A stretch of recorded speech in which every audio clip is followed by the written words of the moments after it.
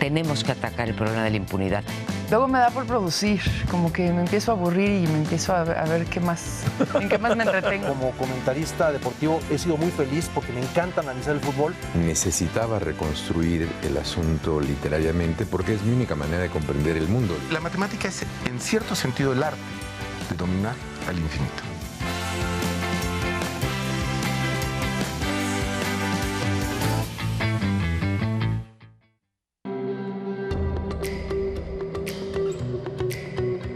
Nosotros queremos ver qué ha pasado desde que se inició esta administración hasta este momento. Y eso es lo que hacemos. Y los datos que tenemos son los más sólidos que existen y yo les pido que los comparen con quien sea. Entonces nosotros estamos comparando este momento con el momento inicial de diciembre. Y desde ese punto de vista hay una evolución positiva.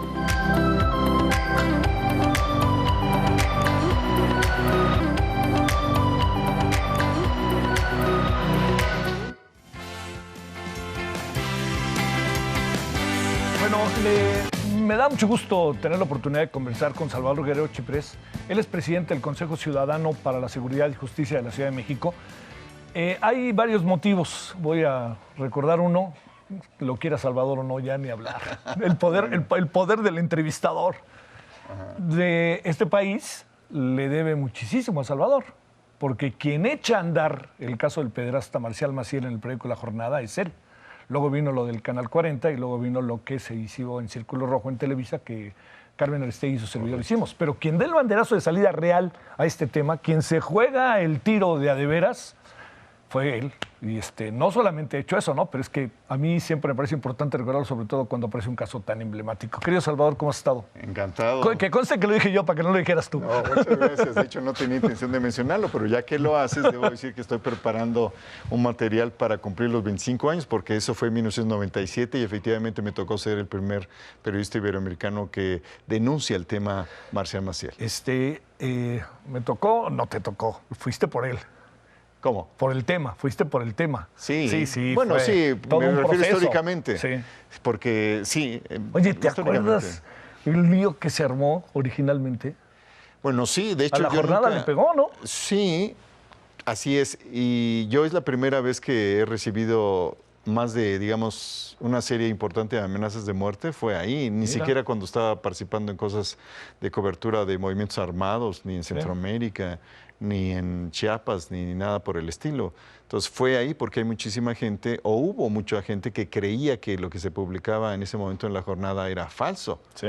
Inclusive algunos medios que ahora son campeones de la crítica a los pederastas, en ese momento consideraban que era un libelo. Y hubo un completo silencio, en contraste con lo que ocurrió en Boston Globe un año después, cuando se denuncia, cuando lo publica el Boston Globe, lo suyo, en esa región del hemisferio, entonces toda la opinión pública acompaña, pero cuando se publicó en nuestro caso, en La Jornada, en ese momento, hubo un completo silencio. Inclusive me acusó Norberto Rivera, me acuerdo que me dijo, ¿cuánto te pagaron por ese reportaje? Y también Girolamo Prigioni, que era el nuncio apostólico, también me acusó en una conferencia de prensa. Pero en fin, son cosas del oficio.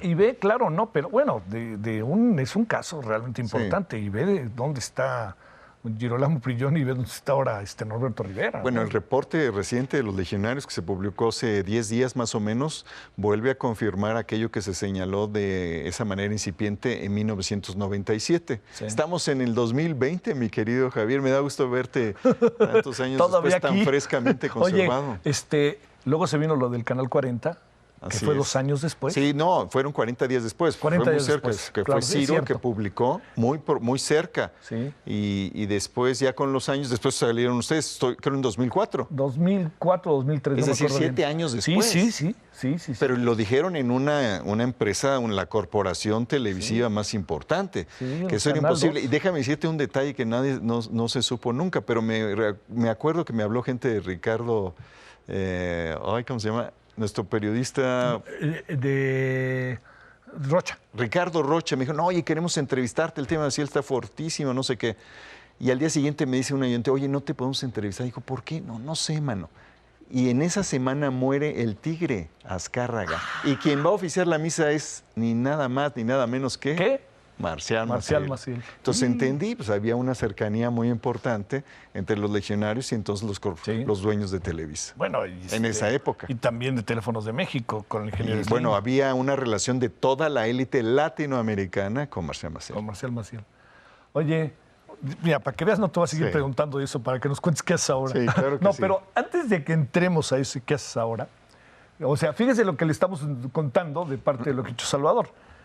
A ver, ¿cómo fue ese brinco de estar en los temas? Sí estaban los temas de seguridad, sí estaban ese tipo de temas, yendo con los zapatistas ahí que nos vimos, LPR. con todo esto, LPR, todo eso. Pero ¿cómo se convirtió en tu vocación de maestrías, doctorados, etcétera? Bueno, ocurre después, y me hiciste el favor de entrevistarme cuando yo regresé de Essex, que en 97 me dan premio nacional, entonces el presidente Ernesto Zedillo, y yo percibo que no veo ahí mucha posibilidad de crecimiento, y digo, no, me pongo a hacer la maestría de inmediato, me va muy bien en la maestría al mismo tiempo que yo era dirigente sindical, entonces, y consigo una beca en la London School of Economics y en Essex, y decido irme a Essex porque había un maestro muy importante que escribió sobre populismo, Ernesto Laclau, que ya falleció, y me fui a estudiar allá a Essex, y ahí entré al programa de gobierno que estaba muy acreditado entonces en Europa, y desarrollé una tesis sobre seguridad nacional e insurgencias, cómo se determina la frontera entre ambas situaciones fenoménicas, digamos. Y desarrollé la tesis sobre eso. Y de regreso acá, soy profesor investigador del TEC de Monterrey, no me cumplen con aquello de que voy a investigar, y era más bien un maestro del 95% del tiempo.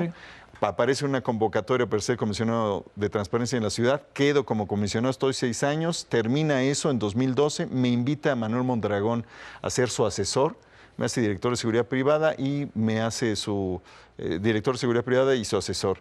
Y después me invita a ser director general de proyectos de investigación en la Comisión Nacional de Seguridad, de donde oigo muchísimas cosas que se relacionan con seguridad interior, seguridad pública, seguridad interna, seguridad ciudadana, y se asocia con una vocación que de alguna manera yo tenía con analizar, con observar el asunto de cómo la seguridad constituye a la comunidad y constituye al Estado. Entonces hay una parte práctica, operativa, teórica, de observación, y después de ese periodo, en los últimos 2 años, 2017-2018, pues estuve muy cerca del cambio que ocurrió en nuestro país, tanto en Jalisco como en la Ciudad de México.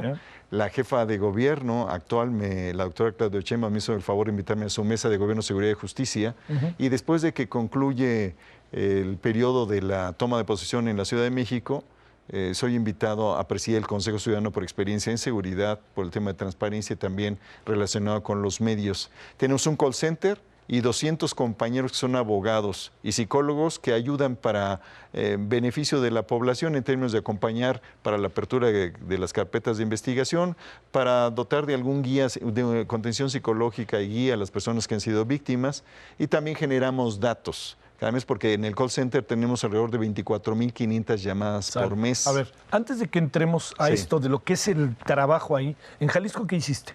En Jalisco acompañamos la campaña de cambio, porque mi familia paterna es de Jalisco. Entonces me invitaron, oye, ¿por qué no nos ayudas por acá? Y acompañamos la campaña de Carlos Lomelí, está en la coordinación de la primera zona federal electoral, Marcelo Ebrard, es el actual canciller. Entonces nosotros estábamos en un equipo en Jalisco, acompañamos el proceso. Yo conozco cosas de Jalisco que van de todos los niveles. Por cierto, que aquí hay una relación con seguridad, perdóname que vaya de un lugar a otro. Asesinan a Manuel Buendía el 30 de mayo del 84, yo soy alumno de Buendía. Y Buendía está relacionado con el tema de la seguridad y el vínculo con el narcotráfico. Entonces, mi generación está marcada por el asesinato de Buendía y las debilidades estructurales e institucionales en materia de seguridad cuando es infiltrado a la estructura del Estado por el narcotráfico. Y esos narcotraficantes son en buena parte los que están en Jalisco. Y el cártel Jalisco es ahora, junto con el otro cártel que está al norte, los dos principales cárteles que tienen presencia global y una gran presencia hegemónica en México. Si recordamos, Salvador, los 80 y el cártel de Guadalajara o el cártel Jalisco, o como le quieras llamar, fue de los más poderosos que había, ¿no? Sin la menor duda. De hecho, son. Y recordarás que el jefe del cártel que se liberó y después se fugó de la cárcel era pues muy cercano novio de una sobrina de un gobernador de Jalisco, ¿no? De Sarita. Entonces sí hay una conexión. ¿Has visto la serie de Narcos? Fíjate que sí, y la vi por accidente porque sale una persona pelona como yo, orgullosamente pelona, y alguien sacó una versión a ver cómo responde el Consejo Ciudadano que su presidente se presta a ser doble. No, ¿es en serio? Sí, se No puede publicó ser. una columna increíblemente. Yo dije, no, es imposible, no soy esa persona y discúlpame, esto está falso. Oye, pero Guardó silencio a que ver, lo escribió. pero con ese conocimiento de lo que pasa y lo que ves, ¿verdades a medias ¿A qué te refieres? de la serie? Yo creo que en general hay unas intuiciones que creativamente tratan de reproducir y a veces lo hacen mejor que la realidad, pero la realidad supera a la ficción. Sí, sí, sí. Las cosas que han desarrollado económicamente y en términos de criminalidad y de brutalidad, los organismos delictivos son inimaginables. Seguramente tú conoces algunos videos que cómo se castigan entre ellos los organismos, ¿no? No voy a detallar eso porque son cosas que desbordan la imaginación más violenta. Sí. Entonces yo creo que ahí hay un tema muy importante en términos de violencias, pero también hay otro tema en términos de cuestiones económicas. Y no sé si la sensibilidad de algunos políticos o su imaginación o lo que le atribuyen a lo que pasa con la delincuencia organizada les hace suponer que es mejor tal vez no mover demasiado ciertas cosas en la medida en que también hay un valor gigantesco económico que se mueve alrededor de los organismos delictivos. Claro, esa es otra. Esa es una tesis para desarrollar en otro espacio. Entrando a lo que estás haciendo ahora, a ver, ¿quién llama a ese call center? ¿Cuáles son el tipo de llamadas? ¿Cómo se organiza? ¿Cómo se estructura esto que supongo? Y también te diría algo, he escuchado cosas que dices que de repente me llaman la atención. ¿Es tan insegura la Ciudad de México? ¿O cuál es ese entorno en el que estamos? Que de repente te dice la jefa de gobierno, no, ahora tenemos menos delitos. Y dices, pues, si asaltaron al que está en la esquina, si asaltaron a mí, me asaltaron, ya sabes, no. A ver, todo eso, bueno, ¿cómo verlo? Primero, en dos partes muy rápido. Primero, el call center implica el trabajo de 80 personas que están todos los días, todo el día, atendiendo las llamadas. Eso implica que tardamos menos de 5 segundos en responder y el 65% de quienes llaman son mujeres y de ellas el 90% reclama violencia familiar, que pasa desde el tema de la violación, el abuso, el acoso, dentro del hogar, fuera del hogar. Sí. Entonces, es muy importante ese tema y por supuesto el tema de la extorsión, que ocupa un tercio de las llamadas. Les da un perfil sensacional para tener un diagnóstico, todo eso. Así es, tenemos datos frescos todos los días y podemos sentir y percibir. Entonces yo creo que eso es algo muy importante. Y de lo que me estás preguntando en el segundo espacio, ¿qué podemos...? Primero hay que diferenciar, tú sabes, eres el de Ciencias Políticas y eres compañero de una persona muy famosa que está en el Poder Nacional, o fuiste, ¿no? Si no recuerdo mal. Sí. Entonces, ahí la cuestión es, está la realidad, están los datos y está la percepción. Sí. Y no necesariamente coinciden. Lo que ha ocurrido en la Ciudad de México, por ejemplo, en el caso de homicidio doloso, de diciembre del 2018 a este momento, es que ha habido una reducción relativa de alrededor de 20-22% en los homicidios. Había 5.8, casi 6 homicidios en noviembre del 2018 y en este momento hay 4.4, 4.5. Ahí, que es una materia muy dura, ha habido una reducción. Y hay en tasa por 10,000. Hay en la Ciudad de México, tenía yo el dato por aquí guardado, precisamente porque estaba esperando que me preguntaras eso, había 19 homicidios dolosos en tasa por 10,000. Y hay ahora 15, es decir, hay una diferencia importante. A nivel nacional no ocurre eso.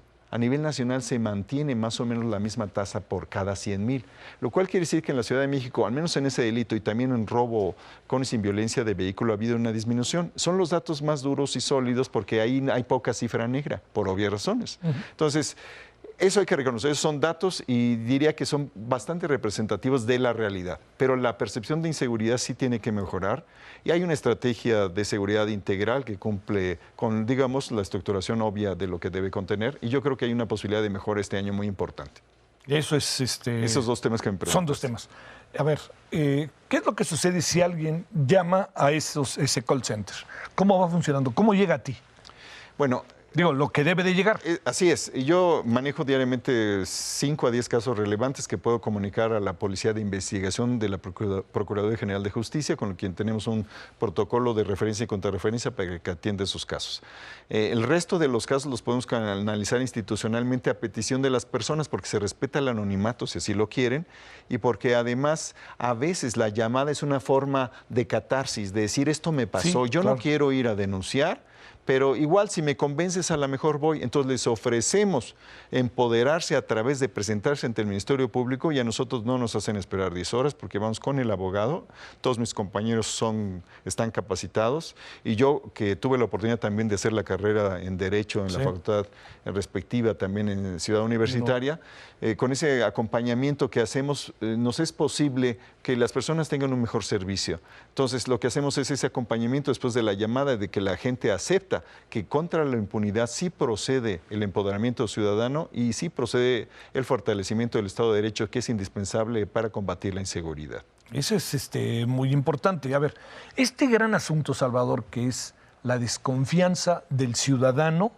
en ir al lugar a presentar la denuncia, siéntese o no, mejor ni presente la denuncia, que eso sigue pasando, digo, lamentablemente, no se puede soslayar. A ver, todo ese proceso que es tan fuerte, que es en la vida cotidiana del ciudadano, su relación con la autoridad a través de una ventanilla o de una persona que te atiende, esa parte, ¿cómo se va resolviendo? En la Fiscalía General de Justicia entra el 10. Uno de los retos que la propia licenciada Ernestina Godoy ha estado planteando es ese tema de cómo se mejoran los tiempos, la calidad de la atención y el seguimiento que se da. Eso, porque claro. Tú sabes que hay inclusive una dirección, yo supongo que se va a conservar con otro nombre, con el mismo, que se llama Dirección de Ejecuciones, que se refiere a la ejecución de las órdenes de aprehensión.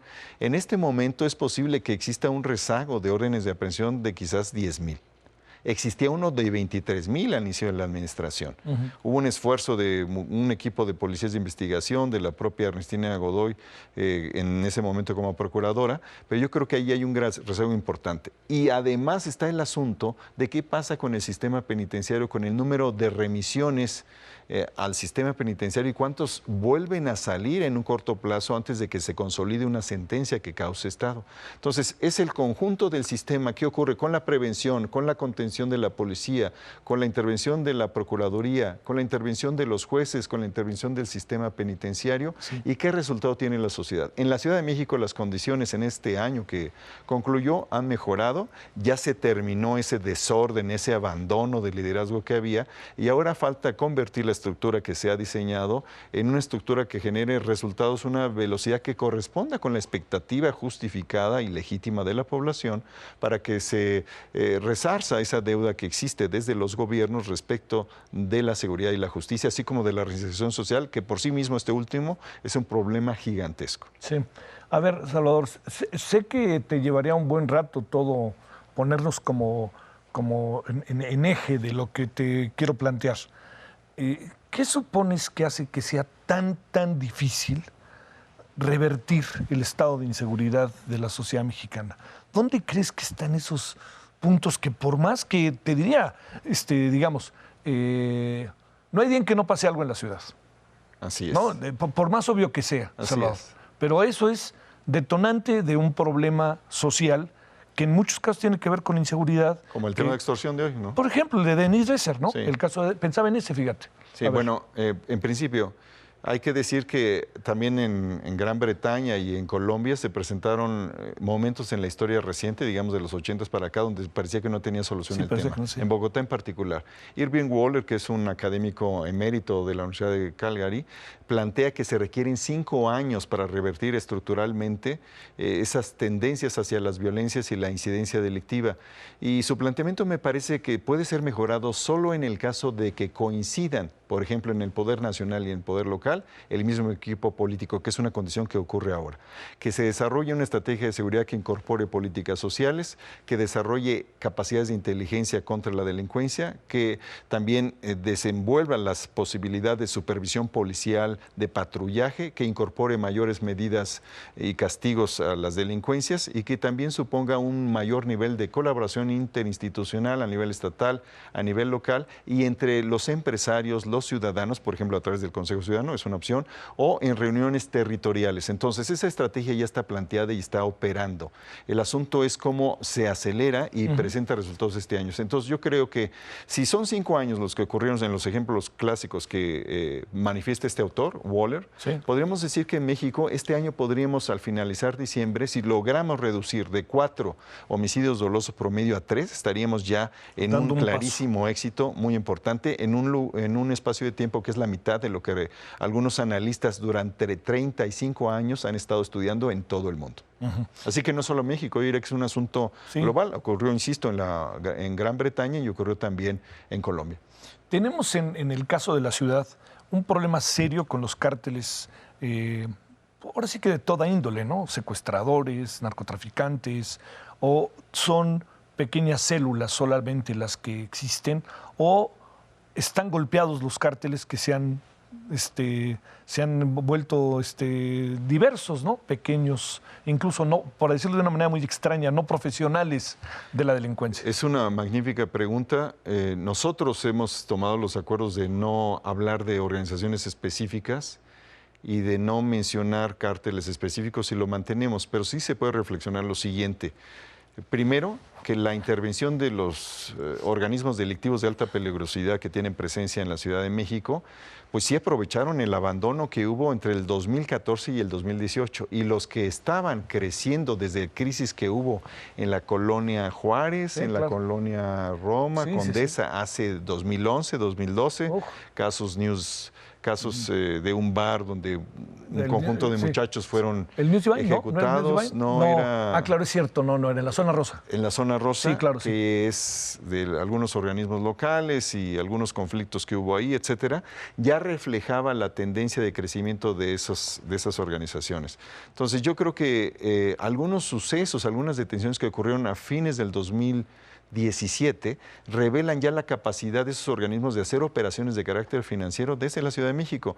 Pero el valor muy importante que esos tienen, en muchos casos, es mantenerse sin sangre en los lugares donde operan.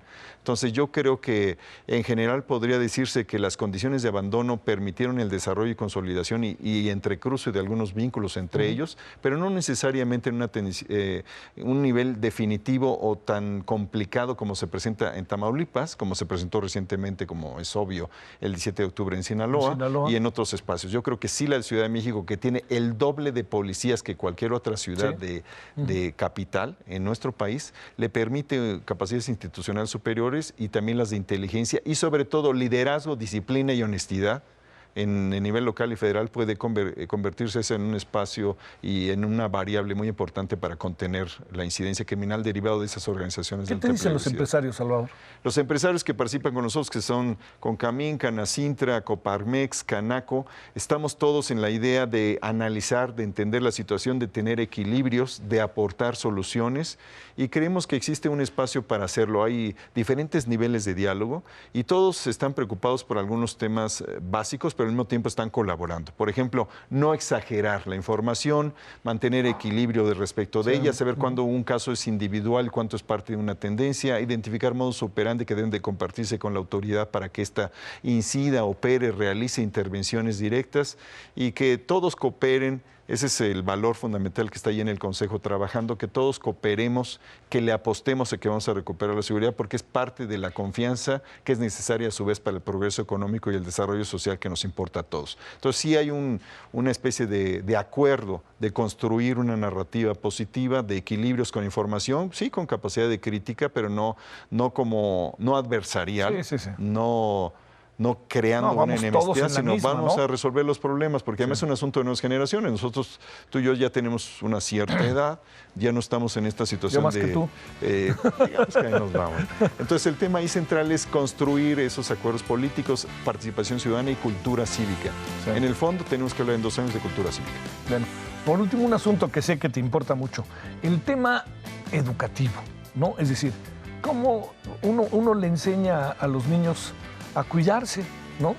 O sea, más que a divertirse, a cuidarse. No salgas ahorita y ten cuidado con esto, no vayas allá, ten cuidado, a ver, ya te agarró y ahora el maestro no te hizo algo, estamos en eso. A ver, ¿en esto qué has pensado? Bueno, hemos platicado con la Secretaria de Educación a nivel local y vamos a hacerlo ojalá en algún momento de este primer semestre con el federal, porque eso se relaciona también con la violencia de género, que nosotros contribuimos a denunciar en enero pasado al señalar el acoso en el metro. Tiene que haber un proceso de reeducación de las personas, un acompañamiento y empoderamiento de aquellos que han sido víctimas, en este caso mujeres, por ejemplo, y una colaboración con las autoridades locales federales. Ese es un triángulo virtuoso que hay que construir y poner en operación. La educación es absolutamente central.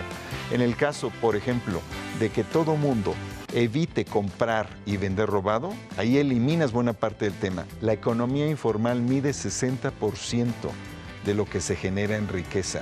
Y de esa economía informal hay una buena parte, es muy interesante elaborar un método para determinar qué porcentaje de ella está vinculada con organismos delictivos.